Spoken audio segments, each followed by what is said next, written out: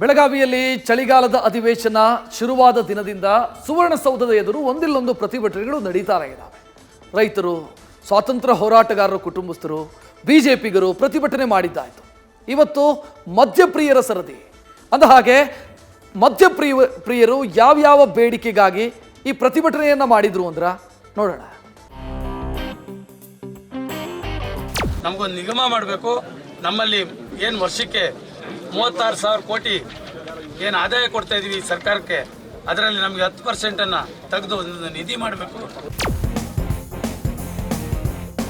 ನಮ್ದೊಂದು ಸ್ಲೋಗನ್ ಇದೆ, ಸತ್ಯ ನುಡಿ, ನಿತ್ಯ ದುಡಿ, ಸ್ವಲ್ಪ ಕುಡಿ, ಮನೆಗೆ ನಡಿ ಅಂತ. ಇದ್ರ ಆದಾಯ ಇದೆಯಲ್ಲ ಸರ್, ಪ್ರತಿಯೊಂದು ಆಂಬುಲೆನ್ಸ್ ಬಿಡಿ ಸರ್, ಹುಡುಗರು ಆದಾಯ ಬೇಕು, ಅವ್ರಿಗೆ ಒಂದು ಸವಲತ್ತು ಬೇಡ ಸರ್. ಒಂದು ಕಾರ್ಡ್ ಮಾಡಿದ್ದಲ್ಲ, ಒಬ್ಬನಿಗೆ 1 ಕ್ವಾರ್ಟರ್ ನಿಗದಿ ಮಾಡಿ. ಕೇಳಿದ್ರಲ್ಲ, ಎಣ್ಣೆ ಬೇಕು ಅಣ್ಣ ಅಂತಿದ್ದ ಮದ್ಯಪ್ರಿಯರ ಬೇಡಿಕೆಗಳ ಲಿಸ್ಟ್ ಅನ್ನ. ಅಬ್ಬಬ್ಬಬ್ಬಾ, 1-2 ಇವರ ಬೇಡಿಕೆ ಹನುಮಂತನ ಬಾಲ್ದಂತೆ ಉದ್ದವಾಗ್ತಾನೇ ಇದೆ. ಇವರ ಡಿಮ್ಯಾಂಡ್ಸ್ ಕೇಳಿ ಸಚಿವರೇ ಶಾಕ್ ಆಗಿದ್ದಾರೆ. ಡಿಸೆಂಬರ್ 31ಕ್ಕೆ ಮದ್ಯಪಾನ ದಿನಾಚರಣೆಗೆ ಆಗ್ರಹ. 50% ರಿಯಾಯಿತಿಯಲ್ಲಿ ಮದ್ಯ ಕೊಡಿ. ಎಸ್, ನೀವು ಕೇಳಿಸ್ಕೊಂಡಿದ್ದು 100% ಸತ್ಯನೇ ಕಣ್ರಿ. ಡಿಸೆಂಬರ್ 31ಕ್ಕೆ ಮದ್ಯಪಾನ ದಿನಾಚರಣೆ ಮಾಡಿ ಎಂದು ಮದ್ಯಪ್ರಿಯರು ಪ್ರತಿಭಟನೆ ಮಾಡಿದ್ದಾರೆ. ಬೆಳಗಾವಿ ಸುವರ್ಣಸೌಧದ ಮುಂದೆ ಜಮಾಯಿಸಿದ್ದ ರಾಜ್ಯ ಮದ್ಯಪಾನ ಪ್ರಿಯ ಸಂಘದವರು ದಿನಾಚರಣೆ ಜೊತೆಗೆ 50% ರಿಯಾಯಿತಿ ಕೂಡ ಬೇಕೇ ಬೇಕು ಅಂತ ಪಟ್ಟು ಹಿಡಿದಿದ್ದಾರೆ. 31 ದಿನ 31 ಅವತ್ತ ಮದ್ಯಪಾನರ ಪ್ರಿಯರ ಡೇ ಮಾಡಲೇಬೇಕು ಸರ್. ಸರ್ಕಾರನೇ ಆಚರಿಸ್ಬೇಕು ಸರ್. ಎಲ್ಲ ಜಯಂತಿ ಹೆಂಗೆ ಆಚರಿಸ್ತಿರೋ ಹಂಗೆ ಮದ್ಯಪಾನದ ದಿನನ ಸರ್ಕಾರನೇ ಆಚರಿಸ್ಬೇಕು. ಅವತ್ತು ಹೆಂಗೆ ಇದು ಮಾಡಬೇಕು ಅಂದರೆ, 30 ವರ್ಷ ಎಲ್ಲ ನೀವು ಲಾಭ ತಗೊಂಡಿರ್ತೀರಿ, ಸರ್ಕಾರ ಲಾಭ ತಗೊಂಡಿತ್ತೆ, ಬಾರ್ ಓನರ್ಗಳು ಲಾಭ ತಗೊಂಡಿರ್ತೀರಿ, ಯಾರು ಏನು ಫ್ರೀ ಮಾಡ್ತಿರಲ್ಲ. ಅವತ್ತು 50% ಆಫರ್ ಕೊಡಬೇಕು. ಮದ್ಯಪಾನ ಪ್ರಿಯರಿಗೆ 50% ಆಫರ್ ಕೊಡಬೇಕು. ಬೇಡಿಕೆಗಳನ್ನ ಕೇಳಿ ಸಚಿವ ಸಂತೋಷ್ ಲಾಡ್ ಸಹ ಶಾಕ್. ಸುವರ್ಣಸೌಧದ ಮುಂದೆ ಮದ್ಯಪ್ರಿಯರು ಪ್ರತಿಭಟನೆ ಮಾಡ್ತಿದ್ದಾರೆ ಅನ್ನೋ ಸುದ್ದಿ ಕೇಳಿ ಖುದ್ದು ಸಚಿವ ಸಂತೋಷ್ ಲಾಡ್ ಸ್ಥಳಕ್ಕೆ ಆಗಮಿಸಿದ್ರು. ಈ ವೇಳೆ ಎಣ್ಣೆ ಲವರ್ಸ್ ಬೇಡಿಕೆ ಕೇಳಿ ಸಚಿವರೇ ಶಾಕ್ ಆಗಿದ್ದಾರೆ. ಅಂದಹಾಗೆ ಸರ್ಕಾರದ ಮುಂದಿಟ್ಟಿರೋ ಅವರ ಬೇಡಿಕೆಗಳು ಏನು ಅನ್ನೋದನ್ನ ನೋಡೋಣ ಬನ್ನಿ. ಡಿಸೆಂಬರ್ 31ಕ್ಕೆ ಮದ್ಯಪಾನ ದಿನಾಚರಣೆ ಮಾಡಬೇಕು. ಅಷ್ಟೇ ಅಲ್ಲ, ಅವತ್ತು 50% ರಿಯಾಯಿತಿಯಲ್ಲಿ ಮದ್ಯ ಕೊಡಬೇಕು.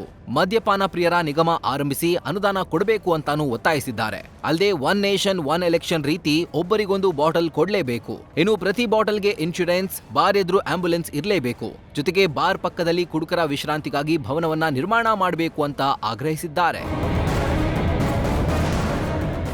ಇನ್ನು ಇದಿಷ್ಟೇ ಅಲ್ಲ, ಕುಡುಕ ಅನ್ನೋ ಪದ ಬಳಕೆಯನ್ನ ನಿಷೇಧ ಮಾಡಬೇಕು ಅಂತಲೂ ಮದ್ಯಪ್ರಿಯರು ಒತ್ತಾಯಿಸಿದ್ದಾರೆ.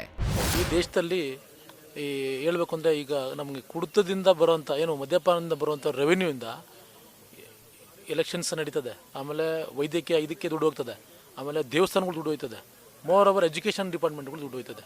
ನಾವು ಕೊಡೋ ದುಡ್ಡಲ್ಲಿ ನೀವು ನಮ್ಮ ದುಡ್ಡು ತಗೊಂಡು ನೀವು ಅದನ್ನು ನಮ್ಮ ಪದ ಬಳಕೆ ಬಳಸ್ತಿರಂದ್ರೆ ನೀವು ಎಷ್ಟು ಮಾತ್ರ ಸತ್ಯ ಸರ್? ಇಷ್ಟೆಲ್ಲ ಬೇಡಿಕೆ ಕೇಳಿದ ಮೇಲೆ ಸಚಿವ ಸಂತೋಷ್ ಲಾಡ್ ಸಚಿವರು ಮತ್ತು ಸರ್ಕಾರದ ಗಮನಕ್ಕೆ ತರ್ತೇನೆ ಅಂತ ಭರವಸೆ ನೀಡಿದ್ರು. MRPಕಿನ ಮೇಲೆ ಜಾಸ್ತಿ ಯಾರು ಮಾರ್ತಾರೆ ಖಂಡಿತವಾಗ್ಲೂ ಸರ್ಕಾರ ಕ್ರಮ ತಗೊಳುತ್ತೆ. ಆಮೇಲೆ ಯಾರು ಆ ಥರ ಮಾರ್ತಾರೆ ಅವ್ರ ಲೈಸೆನ್ಸ್ನ ರದ್ದು ಮಾಡಬೇಕೆಂಬ ಒಂದು ಡಿಮ್ಯಾಂಡ್ ಇದೆ. ಖಂಡಿತವಾಗ್ಲೂ ಸರ್ಕಾರ ಕ್ರಮ ತಗೊಳುತ್ತೆ. ಬೇರೆ ವಿಚಾರಗಳನ್ನ ನಾನು ಅದನ್ನ ಬರೆದಿದ್ದಾರೆ, ಲಿಖಿತ ರೂಪದಲ್ಲಿ ಬರೆದಿದ್ದಾರೆ. ಇದ್ರ ಬಗ್ಗೆ ಪ್ರಸ್ತಾವ ಮಾಡೋದು ಸರಿಯಲ್ಲ, ಅಲ್ಲಿ ಸರ್ಕಾರಕ್ಕೆ ಕೊಡ್ತೀನಿ. ಅವ್ರು ಒಂದು ಏನು ಪರ್ಟಿಕ್ಯುಲರ್ ಆಗಿದ್ದಾರೆ ಅಂತಂದ್ರೆ, ಕುಡುಕ ಅನ್ನೋದು ಪದ ತೆಗೀರಿ ಅಂಥೇಳಿ, ಅದೊಂದು ಮದ್ಯಪಾನ ಪ್ರಿಯರು ಅಂತ ಹೇಳಿ ಮಾಡಿ ಅಂತ ಅವ್ರದ್ದು ಡಿಮಾಂಡ್ ಇದೆ. ಖಂಡಿತವಾಗ್ಲೂ ನಾನು ಸಚಿವರಿಗೆ ಸರ್ಕಾರಕ್ಕೆ ಗಮನಕ್ಕೆ ತರ್ತೀನಿ. ಒಟ್ನಲ್ಲಿ ಮದ್ಯಪ್ರಿಯರು ಡಿಮ್ಯಾಂಡ್ ಮೇಲೆ ಡಿಮ್ಯಾಂಡ್ ಇಟ್ಟಿದ್ದಾರೆ. ಸರ್ಕಾರ ಅವರ ಡಿಮ್ಯಾಂಡ್ಗಳನ್ನೆಲ್ಲ ಈಡೇರಿಸುತ್ತಾ ಅನ್ನೋದನ್ನ ಕಾದ್ ನೋಡಬೇಕು. Sanjay, news first, Belagavi. News first ನಿರ್ಭೀತಿಯಿಂದ ನಿಮ್ಮ ಪರವಾಗಿ.